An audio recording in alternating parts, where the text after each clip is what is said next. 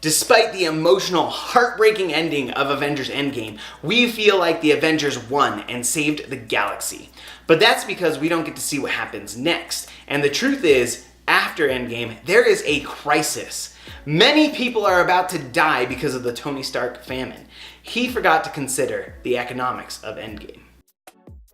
Hi, I'm Craig and welcome to Market Power. The climax of Avengers Endgame is the thrilling reward of 11 years of Marvel movies. The people dusted at the end of Avengers Infinity War return and engage in an epic battle to defeat Thanos. But the exciting ending masks a terrible tragedy. Tony Stark ends up killing a lot of the people he was trying to save. He proves Thanos was right. He created what I've called the Stark famine. When Tony Stark outlines his plan to bring everyone back, his one stipulation is that everything from the past 5 years must be preserved.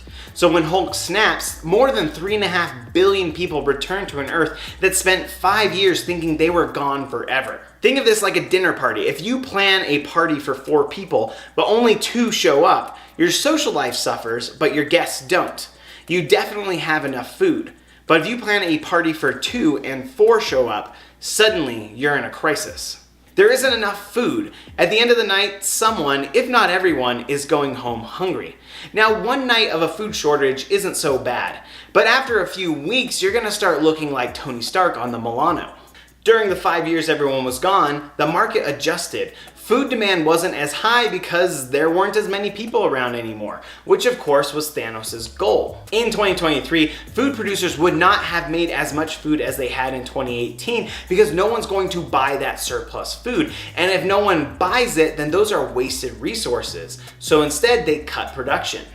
Then suddenly the demand for food doubles, prices skyrocket, and you can't just magically produce food. It's a process that takes time. It could be months or years before the food supply catches up. And during that time, many people would starve and eventually die. Is there any hope?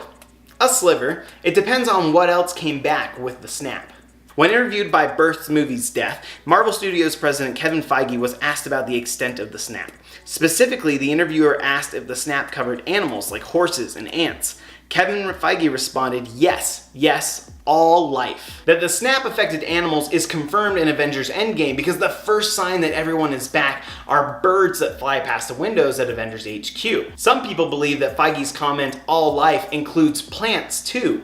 But that doesn't seem consistent with what we see at the end of Avengers because they're in Wakanda getting dusted and trees are not disappearing. But let's say that along with our favorite heroes, we get plants and animals back too. That means we're bringing food back, right? We can feed all these people. That depends on whether there were food crops snapped away. If this is in the middle of winter or even at the beginning of summer, there isn't that much food that's gonna be snapped away and therefore no food is coming back. Fortunately, we know Thanos snaps during the school year because Peter Parker was on a field trip.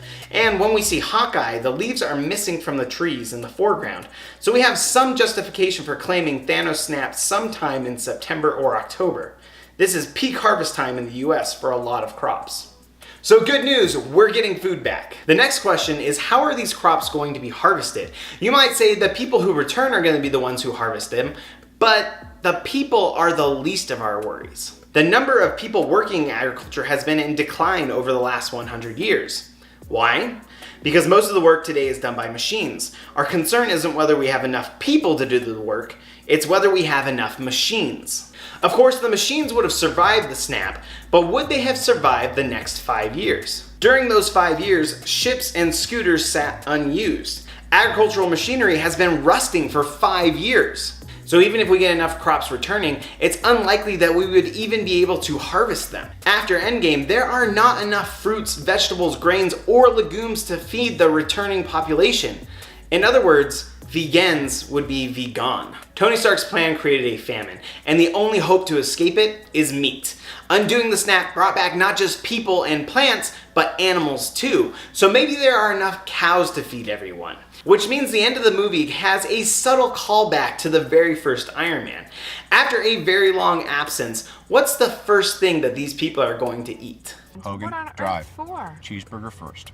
Thanks for watching today. Please subscribe so that way you can stay updated on videos in economics, and also check out my other videos on Avengers economics. We'll see you next time.